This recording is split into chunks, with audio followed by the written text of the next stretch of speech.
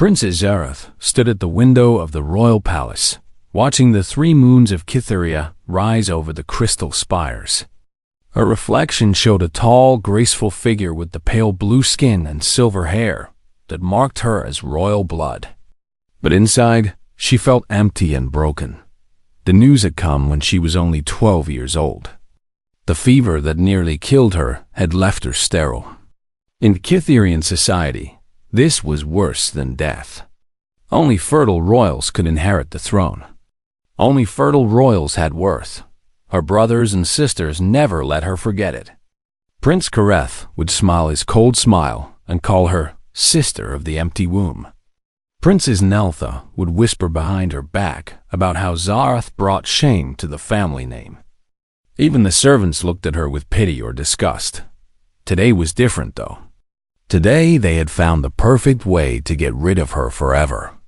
"The council has made its decision," announced Emperor Velthor, her father, as he entered the throne room.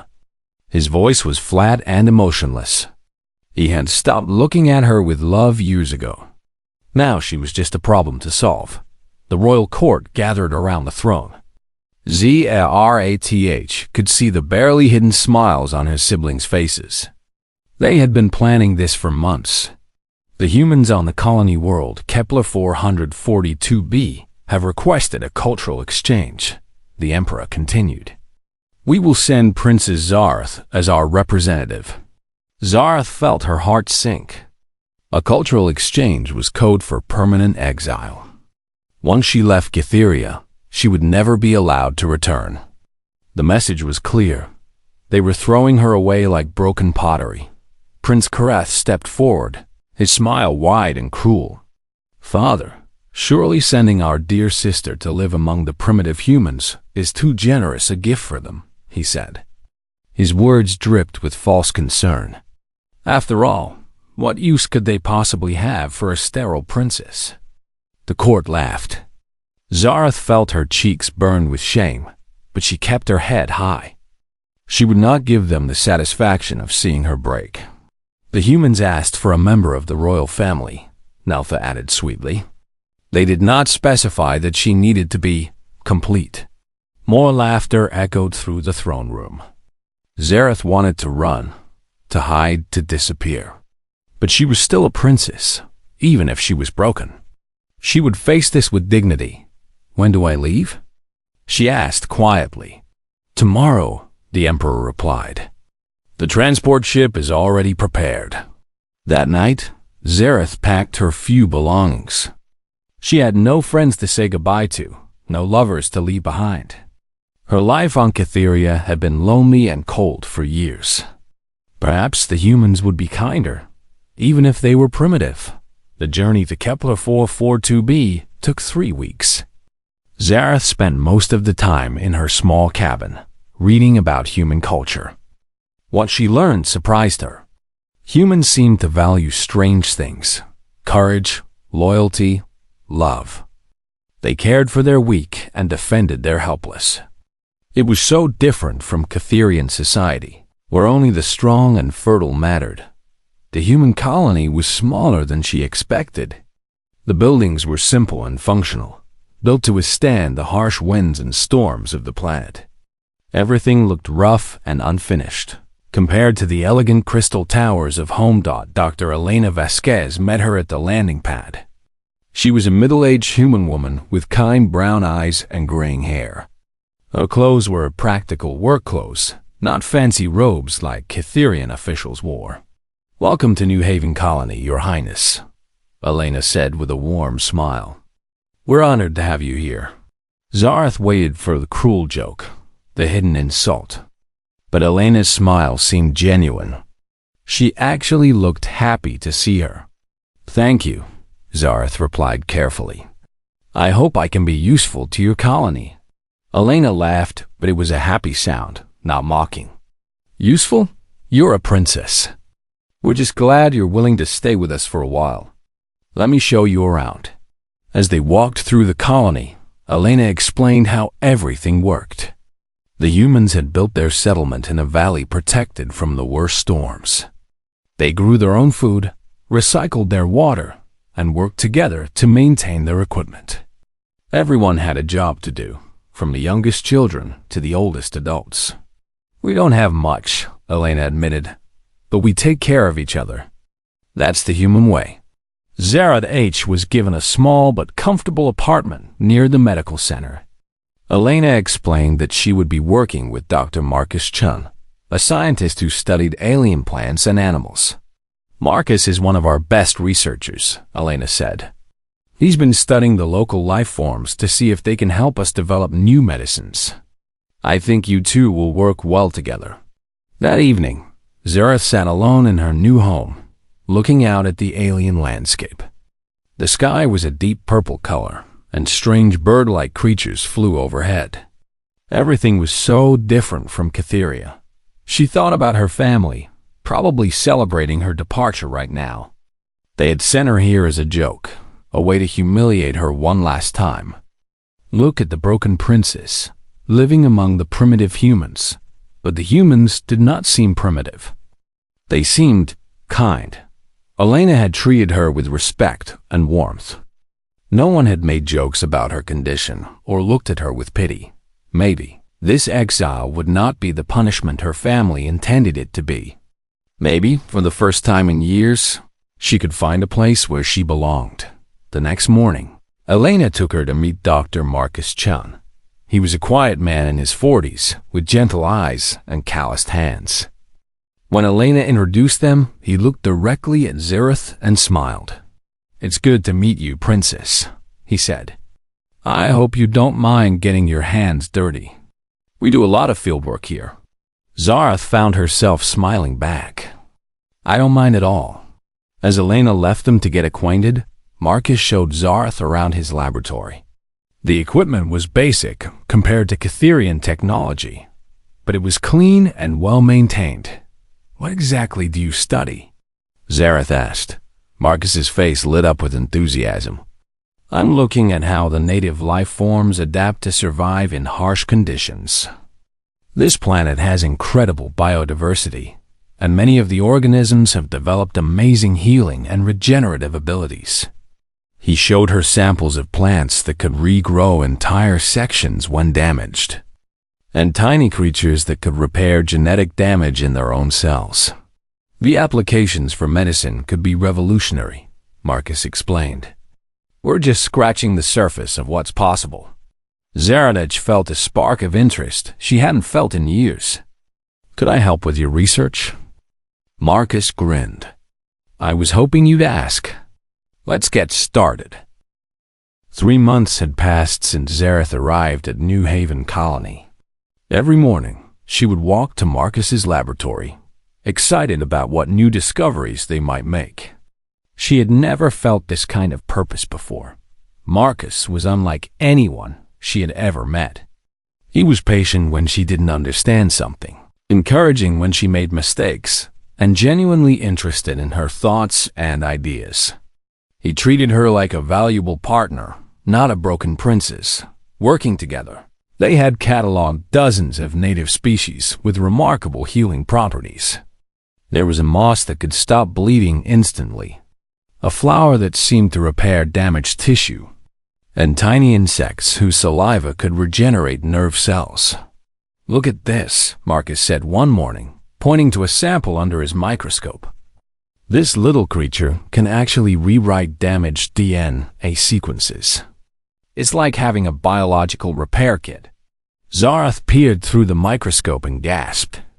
The organism was repairing genetic damage in real time, fixing errors and restoring the original code. "How is that possible?" she asked.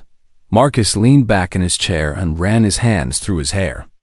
It was something he did when he was thinking hard. "I think it produces specific enzymes that can target and correct genetic mistakes. If we could understand how it works." He trailed off, but Zareth could see the wheels turning in his mind. She had learned to recognize that look.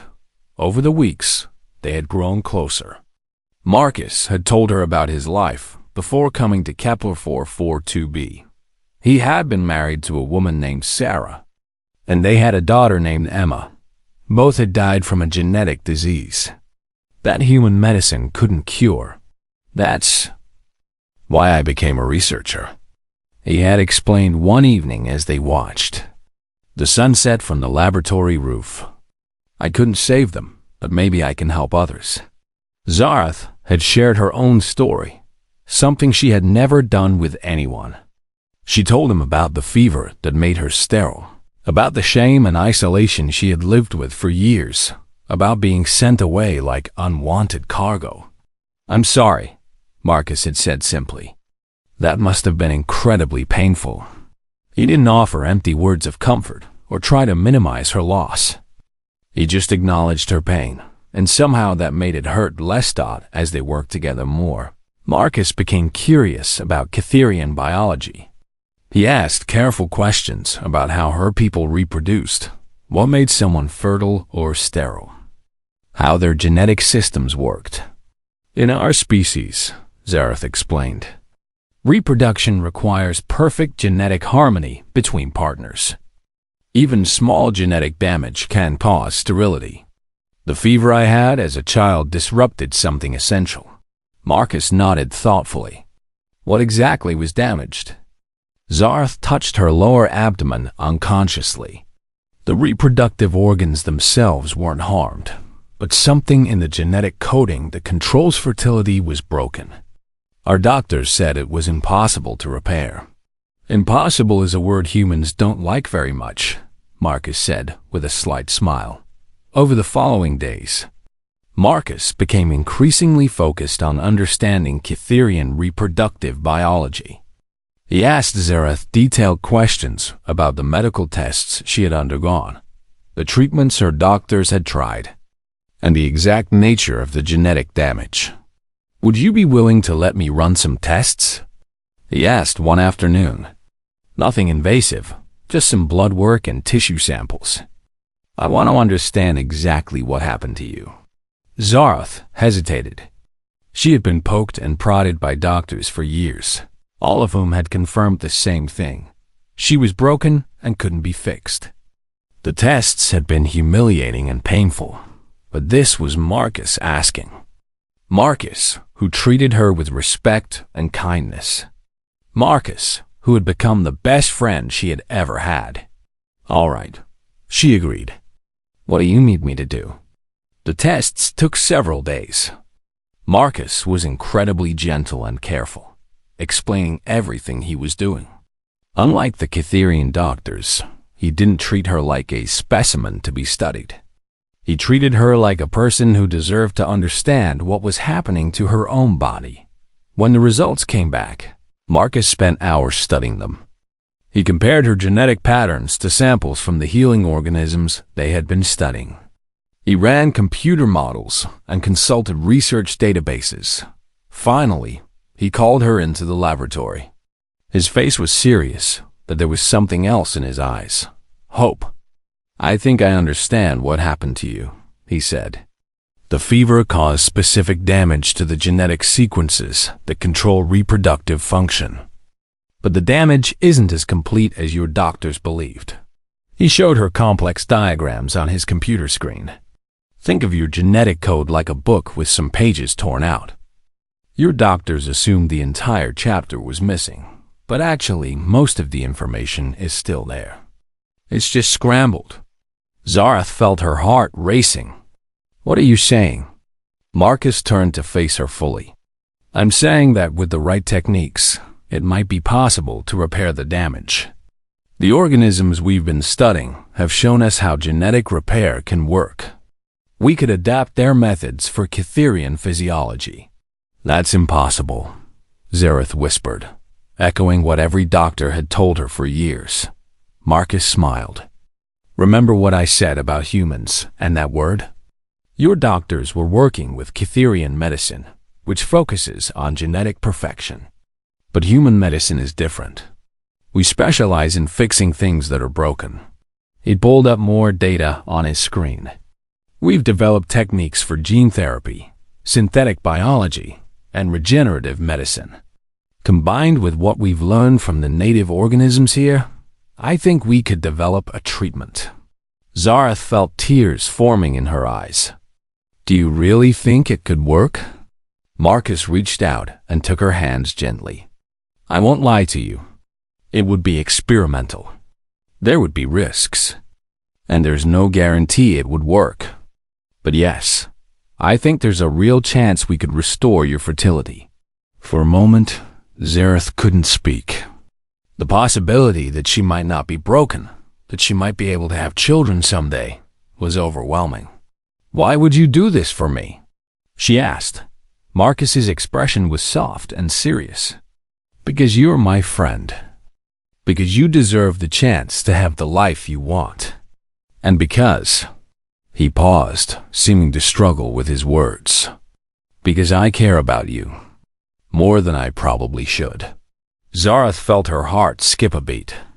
Over the months they had worked together, she had developed feelings for Marcus that went beyond friendship. She had thought they were one-sided. Marcus, she said quietly, I care about you too. More than I should, considering I'm supposed to be a diplomatic representative. They looked at each other for a long moment. Then Marcus stepped closer and gently touched her face. If we do this treatment, he said, it has to be because you want it for yourself, not for me or anyone else. Zareth nodded. I want it for me. I want the chance to choose my own future instead of having it chosen for me. Marcus smiled. Then let's get to work. We have some impossible medicine to invent. The treatment process began slowly and carefully. Marcus had designed a plan that would take several months, working step by step to repair the genetic damage that had made Zareth sterile. The first phase involved using modified enzymes from the native organisms to identify and map all the damaged genetic sequences. Marcus had spent weeks creating a hybrid enzyme that could work with Cytherian DNA structure while maintaining the repair capabilities of the local creatures. We need to be absolutely sure we understand what we're working with, Marcus explained as he prepared the first treatment. One mistake could cause more damage than we're trying to fix. Zareth lay on the medical table in his laboratory, trying to stay calm. She trusted Marcus completely, but the fear of hope was almost worse than the despair she had lived with for years. What if the treatment failed? What if she ended up worse than before? Tell me about Earth, she said, needing something to distract her from her nervous thoughts. Marcus smiled as he worked. What would you like to know? What's it like to have seasons? Marcus's hands paused for a moment. It's amazing. Where I grew up, we had 4 distinct seasons. Spring brought new flowers and baby animals. Summer was warm and green and full of life. Fall had beautiful colored leaves and harvest time. Winter was cold and quiet but peaceful. As he talked, Zareth could hear the love in his voice for his home world. She had never felt that kind of connection to anywhere. Cytheria had always felt cold and hostile to her. I'd like to see Earth someday, she said quietly. Maybe you will, Marcus replied. Maybe we'll see it together. The first treatment went smoothly. The modified enzyme successfully mapped the damaged areas without causing any negative reactions. Zareth felt tired afterward, but not sick. So far, so good, Marcus said, studying the results. Your genetic structure is actually responding better than I hoped. Cytherian DNA is incredibly stable, which makes it harder to damage, but also easier to repair once we know what we're doing. Over the following weeks, they continued with the treatment plan. Each phase built on the previous one, slowly repairing the genetic damage piece by piece. Marcus monitored Zareth constantly, adjusting the treatment based on how her body responded. During the recovery periods between treatments, they spent long hours talking. Marcus told her stories about human history, about the wars they had fought and the peace they had built, about the art and music and literature that made life beautiful. Zareth shared what she knew about the galaxy, about the different alien species and their cultures. She told him about the great libraries of Altair 7, the crystal gardens of Vega 3, and the floating cities of Proxima Centauri. "The galaxy is full of wonders," she said one evening as they watched the alien sunset from the laboratory roof. "But most species keep to themselves. They don't share knowledge or work together." Marcus nodded. "Humans are different that way. We're naturally curious about others. Sometimes it gets us in trouble, but it also helps us learn and grow." "Is that why you were willing to help me?" Zareth asked. "Human curiosity?" Marcus turned to look at her. "At first, maybe. But it became something much more than that." The romantic tension between them had been growing for weeks. They both felt it, but neither had acted on it. Zareth was still technically a diplomatic representative, and Marcus was unsure if his feelings were appropriate given their situation. That night, as they worked late in the laboratory, Zareth finally asked the question that had been bothering her. "Marcus, what happens when the treatment is finished, regardless of whether it works or not?" Marcus set down the sample he had been examining. "What do you mean?" "I mean, what happens to us? Eventually, my people will expect me to return home or move on to another assignment. You have your research here. We can't just pretend that the outside world doesn't exist forever." Marcus was quiet for a long moment. "I've been thinking about that too. And honestly, I don't know. All I know is that these past few months have been the happiest I've been since Sarah and Emma died." "You've given me hope again, Zareth. Not just for your treatment, but for life in general." Zareth felt tears welling up in her eyes. "You've given me hope too. For the first time in my life, I feel like someone sees me as more than just a broken princess." Marcus stepped closer to her. "You're not broken. You never were broken. You're brilliant and kind and strong. Your family was blind if they couldn't see that." "Marcus," Zareth whispered. He reached up and gently wiped away a tear that had escaped down her cheek. "I love you, Zareth. I know it complicates everything, but I had to tell you." "I love you too," she replied, her voice barely audible. They kissed then, gently and carefully, like they were both afraid the moment might shatter if they moved too quickly. The 4th month of treatment marked a turning point. Marcus's tests showed that the genetic repair was proceeding even better than his most optimistic projections. The damaged sequences were not just being fixed. They were being strengthened. "This is incredible," Marcus said, staring at the latest results.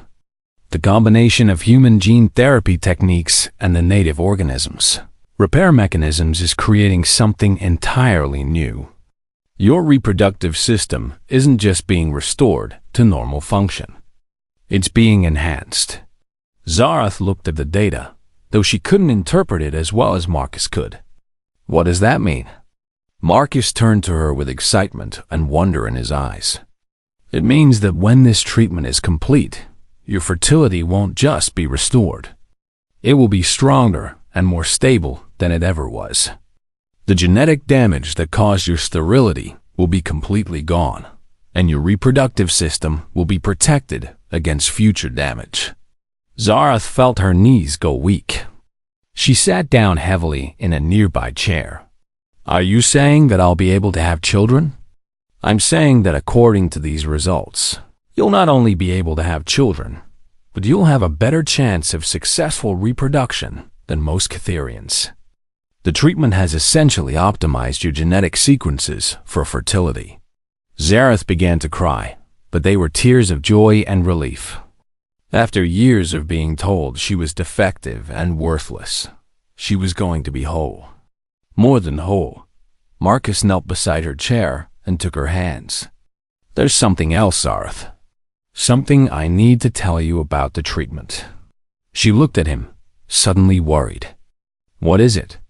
"The genetic modifications we've made. They don't just repair Catherian reproductive function. They also make cross-species reproduction possible." Zareth stared at him in shock. "You mean..." I mean that if you wanted to, you could have children with a human partner. With me.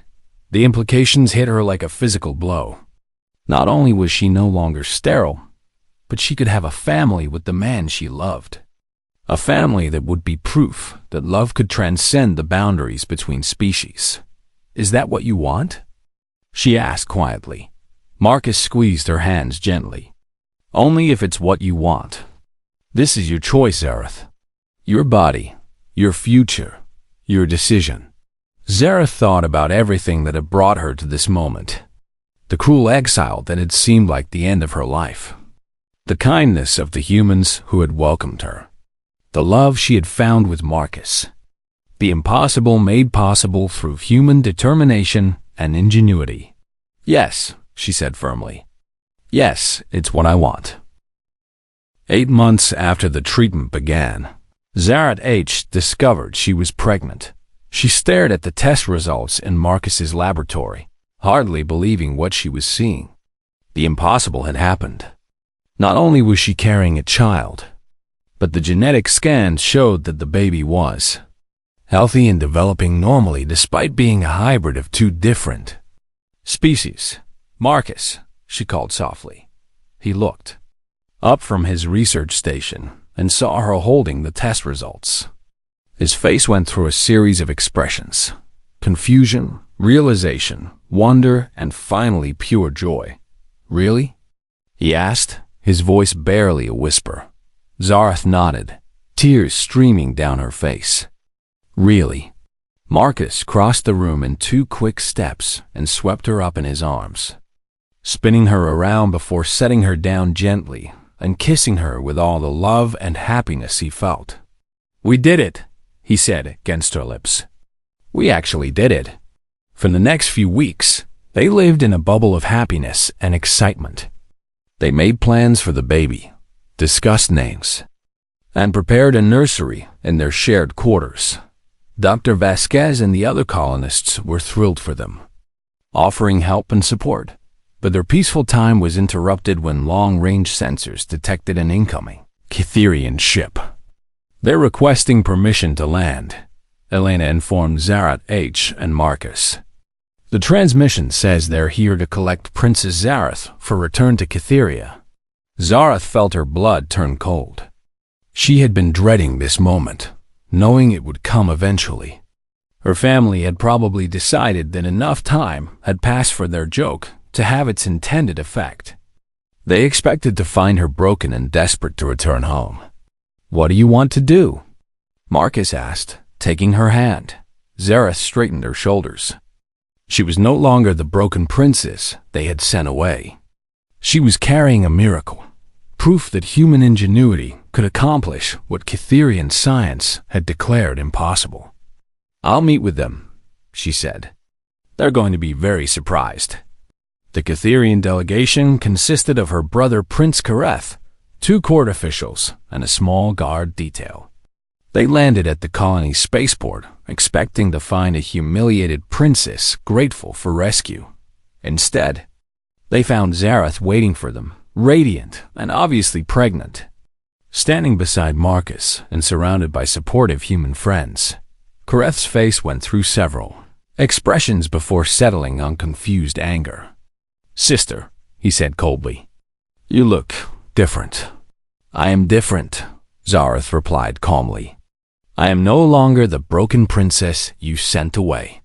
One of the court officials stepped forward, his eyes fixed on her swollen belly. Your Highness, you appear to be with child. How is this possible? Human medicine, Zareth said simply. Dr. Marcus Chen developed a treatment that repaired the genetic damage caused by my childhood fever. The Cytherians exchanged shocked glances. Their own medical science had declared her condition impossible to cure. That's impossible, Kareth said flatly. Our best doctors confirmed that you were permanently sterile. Marcus stepped forward slightly. With respect, Your Highness, your doctors were working within the limitations of Cytherian medical knowledge. Human medicine approaches the problem differently. You're claiming that these primitive humans accomplished what our advanced science could not. The second official demanded, his voice dripping with disdain. "I'm not claiming anything," Marcus replied evenly. "The evidence speaks for itself." Kareth's face was red with anger and embarrassment. The cruel joke had backfired completely. Instead of disposing of a useless sister, they had inadvertently given the humans an opportunity to prove their superiority in medical science. "Even if this is true," Kareth said through gritted teeth, "you are still a Catherian princess. You belong on Catheria, taking your place in the royal succession." Zareth smiled. "Actually, brother, I don't think I do belong there anymore." "What do you mean?" "I mean that I've found a home here with people who value me for who I am, not for my reproductive status. I found love with a man who treats me as an equal partner. And I found purpose working to help others." Kareth looked around at the human colonists who had gathered to support Zareth. Their faces showed genuine affection and respect for her. It was something he had never seen directed toward his sister on Catheria. "You would choose these aliens over your own family?" Zareth's expression hardened. "My family sent me here as garbage to be disposed of. These aliens welcomed me with kindness and helped me become whole again. The choice is easy." The court officials whispered urgently among themselves. The situation had become a diplomatic nightmare. If word got out that humans had solved a medical problem that Catherian science couldn't, it would damage their species' reputation for intellectual superiority. "Princess," one of them said carefully, "perhaps we could arrange for Dr. Chun to return to Catheria with you. Our medical establishment would be very interested in his techniques." Marcus shook his head firmly. "I'm not interested in leaving. My life is here now, with Zareth." "The child you carry," Kareth said, his voice strained. "Is it human?" "The child is both human and Catherian," Zareth replied proudly. "A bridge between our species." The implications of this hit the delegation like a physical blow. A successful hybrid child would prove that the two species were more compatible than anyone had imagined. It would open up possibilities for cooperation and exchange that had never existed before. "This changes everything," one of the officials muttered. Elena stepped forward. "Perhaps you'd like to discuss this over dinner? We'd be happy to show you around the colony and explain what we've accomplished here together." That evening, as the two groups shared a meal, the Catherian delegation began to understand what had really happened on Kepler 442b. They saw how the humans had integrated Zareth into their community, how they had worked together to solve an impossible problem, and how they had created something new and wonderful. Kareth found himself sitting next to Marcus, reluctantly curious about the man who had accomplished what Catherian doctors could not. "How did you know it would work?" he asked quietly. Marcus considered the question carefully. "I didn't know. But humans have a saying, nothing ventured, nothing gained. We tend to try things that others consider impossible." "Why did you do it? What did you hope to gain?" Marcus looked across the room at Zareth, who was explaining human agriculture techniques to one of the officials. "I hoped to help someone I cared about. Everything else was just a bonus." Later that night, the delegation met privately to discuss their options. They had come to retrieve a discarded princess and instead found a medical miracle that could revolutionize galactic science. "We have to report this to the Emperor," one official said. "The implications are too significant to ignore. But if we do, it will be obvious that we made a massive error in judgment," Kareth pointed out. "We'll look like fools who threw away something valuable." "We already look like fools," the other official replied. "The question now is how we handle the situation going forward." The next morning, Kareth approached Zareth privately. For the first time in years, he looked at his sister without coldness or contempt. "I owe you an apology," he said quietly. "We were wrong about you." "About everything?" Zareth studied her brother's face, looking for signs of deception. But his regret seemed genuine. "Thank you," she said simply. But I don't need your apology anymore. I found peace without it. Will you really stay here? Will you give up your claim to the Cytherian throne? Zareth smiled and placed a hand on her belly. I'm not giving up anything. I'm choosing something better. Kareth nodded slowly. The baby. When it's born, it will be the first human Cytherian hybrid. That makes it historically significant. That makes it my child, Zareth corrected firmly. Nothing more, nothing less. But even as she said it, she knew that her brother was right.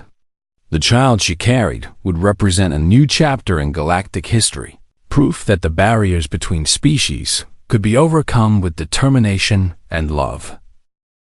2 years later, Zareth stood in the same laboratory where her life had changed forever, watching her daughter take her first steps. Little Elena Zareth was a beautiful child with her mother's silver hair and her father's brown eyes. Her skin a pale lavender that shifted between blue and pink depending on the light. Come to Mama, Zareth called softly, holding out her arms. Elena giggled and toddled toward her, her tiny hands reaching out for balance. When she reached her mother, Zareth scooped her up and covered her face with kisses. Marcus looked up from his workstation, his face bright with love and pride. She's getting faster every day. Soon we won't be able to keep up with her, Zareth laughed.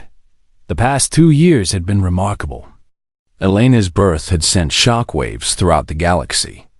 News of the first successful human-alien hybrid had spread from world to world, changing how different species thought about each other. The Cytherian Empire had initially tried to suppress the news, but word had leaked out through diplomatic channels. Emperor Velthor had been forced to acknowledge that his exiled daughter had accomplished something extraordinary. More importantly, other alien species had taken notice. Delegations from across the galaxy had come to New Haven Colony, seeking to understand how humans had achieved the impossible. The Altarians had brought medical puzzles that their own doctors couldn't solve. The vegans had shared genetic disorders that had plagued their species for generations. Even the proud Centaurians had swallowed their pride and asked for human assistance with reproductive problems similar to Zareth's original condition. Marcus had found himself at the center of a new field of interspecies medicine. His laboratory had expanded into a full research institute, with scientists from dozens of worlds working together to solve problems that no single species could handle alone. Dr. Chun, called Dr. Yuki Tanaka, his newest research partner, the Andromedan delegation has arrived for their consultation. Marcus nodded. I'll be right there. He turned to Zareth. Will you be okay with Elena? Of course. We'll be in the garden if you need us. Zareth carried her daughter outside to the colony's botanical garden, where earth plants grew alongside native species and samples from dozens of other worlds. It had become a symbol of the cooperation that was transforming the galaxy. Elena pointed at a cluster of blue flowers from Altair. Pretty, she said in her baby voice. Yes, very pretty, Zareth agreed. Those flowers helped save a little boy on Altair 7. Daddy and his friends figured out how to use them to fix his broken heart. Elena didn't understand the words, but she seemed to sense the happiness in her mother's voice. She clapped her tiny hands and laughed as they walked through the garden. Zareth reflected on how much had changed. The colony that had once been a small human outpost was now a thriving center of galactic cooperation. Scientists from across the galaxy came here to learn and share knowledge. More personally, she had received an unexpected message from her father 6 months ago. Emperor Velthor had formally apologized for his treatment of her and offered to restore her place in the royal succession. He had even suggested that her unique experience with interspecies cooperation could make her valuable as a future leader. Zareth had politely declined. She had no interest in returning to the cold politics of Cytheria. Her life was here, with Marcus and Elena and the work they were doing together. Princess Zareth? She turned to see Dr. Sarah Ambodo, the colony's new head administrator, approaching with a concerned expression. What is it, Sarah? We've received a priority message from the Galactic Council. They're requesting your presence at an emergency session on Earth. Zareth frowned. What kind of emergency? The Zephyrians are facing a species-wide fertility crisis. Their reproductive rates have dropped by 70% over the past decade, and they're facing extinction within a few generations. They formally requested human assistance. This was bigger than anything they had dealt with before. The Zephyrians were one of the oldest and most advanced species in the galaxy. If they were asking for help, the situation must be desperate. When do they need an answer? They're hoping you and Dr. Chun can travel to Earth next month for the full briefing. The entire Galactic Council will be there. Zareth looked down at Elena, who was contentedly chewing on a flower petal. What do you think, little one? Should we take a trip to see where Daddy came from? Elena babbled something that sounded vaguely like agreement. That evening, Zareth H. and Marcus sat on their apartment balcony, discussing the invitation while Elena slept peacefully in her crib nearby. It would mean leaving the colony for at least a month, Marcus said. Maybe longer, depending on what the Zephyrians need. Zareth H. nodded. But if we can help save an entire species, I know. We have to try. Marcus took her hand. Are you ready to see Earth? Zareth smiled. I've been ready for 2 years. The journey to Earth took 3 weeks aboard a Galactic Council transport ship.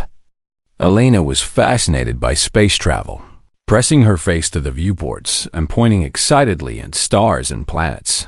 When they finally arrived at Earth, Zareth was amazed by the blue and green world that had produced such remarkable people.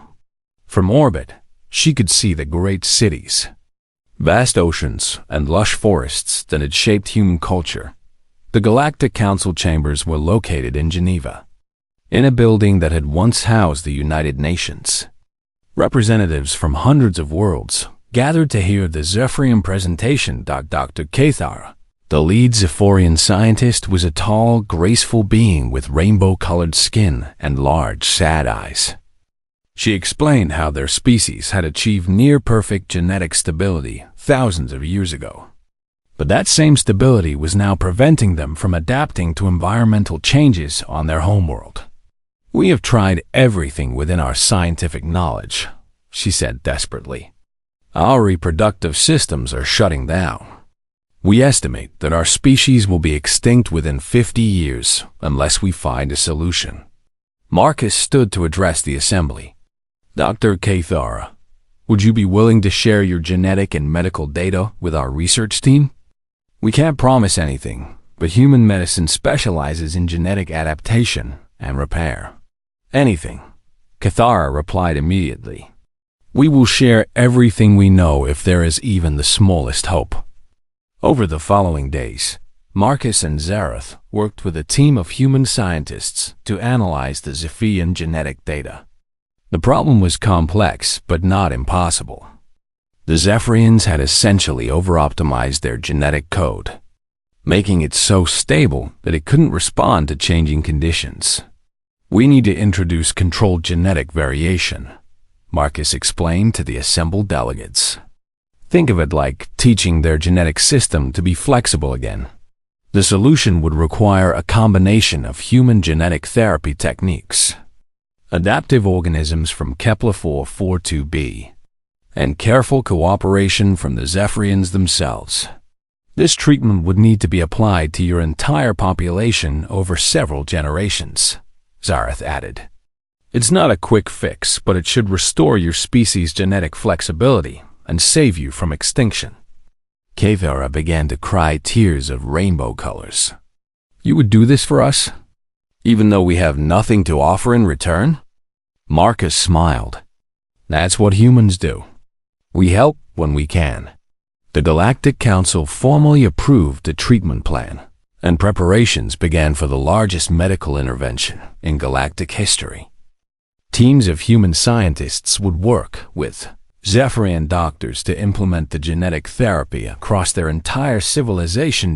As the session concluded, Ambassador Devek of the Altarian Federation stood to address the assembly. The success of Princess Zarath and Dr. Chun has shown us something important, he said. No single species has all the answers, but together we can solve problems that seem impossible. I propose that we establish a permanent institute for interspecies medicine, with headquarters on Kepler 442b. The proposal was unanimously approved. New Haven Colony would become the center of galactic medical cooperation, with scientists from every species working together to solve the problems that no one could handle alone. That night, as they prepared for the return journey to Kepler 442b, Zara stood with Marcus and Elena on the balcony of their Earth hotel, looking up at the stars. "Do you think Elena will grow up in a better galaxy than we did?" she asked. Marcus held his daughter close, her silver hair catching the starlight. "I think she'll grow up in a galaxy where being different is seen as valuable, where cooperation is stronger than competition, and where love can overcome any barrier." Elena reached up toward the stars as if trying to catch them in her tiny hands. Someday, those stars would be her playground, in a galaxy where humans and aliens work together as equals and friends. Zara smiled and kissed her husband's cheek. What had begun as a cruel joke had become the foundation for a new age of cooperation and hope. Sometimes the best things came from the most unexpected places. And sometimes being thrown away was really being set free to become something wonderful. In the distance, she could see the lights of the spaceport where their ship waited to take them home to Kepler 442b, home to the colony that had become the heart of a new galactic civilization, where impossible was just another word for not tried yet, and where a sterile alien princess had found love, purpose, and the chance to help change the universe.